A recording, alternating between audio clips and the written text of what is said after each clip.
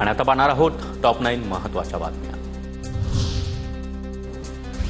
राणीच्या बागेतील पेंग्विनच्या इंग्रजी नावावरून नवा वाद। नव्याने जन्मलेल्या पिलांना मराठी नावे देण्याची भाजपची मागणी, अन्यथा आंदोलन करण्याचा नितीन बनकर यांचा इशारा।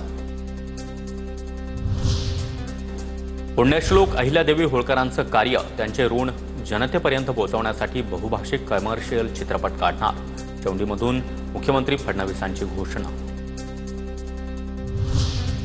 उद्योजक संतोष लड्डा यांच्या घरावरील दरोडा प्रकरणामध्ये मोठी अपडेट। लड्डांचा बालमित्र चंद्रकांत इंगोलेनेच दरोडेखोरांना घरातील सर्व माहिती दिली।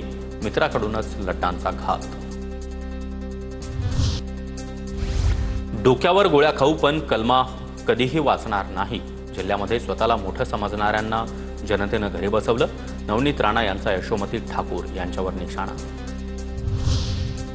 छत्रपती संभाजीनगरमधील संतोष लड्डा यांच्या घरावरील दरोडा प्रकरणामध्ये देविदास शिंदेला पोलिसांकडून अटक। गुन्ह्यामध्ये वापरलेल्या गाड्या देखील पोलिसांकडून जप्त करण्यात आल्या।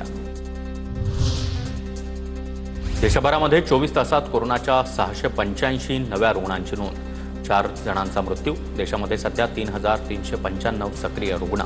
केरळमध्ये 189 तर महाराष्ट्रामध्ये 43 नव्या रुग्णांची नोंद। साताऱ्यामध्ये कोरोनामुळे एकाचा मृत्यू। साताऱ्यातील एकूण कोरोना रुग्णांची संख्या 4 वर। युवराज करपे यांची माहिती।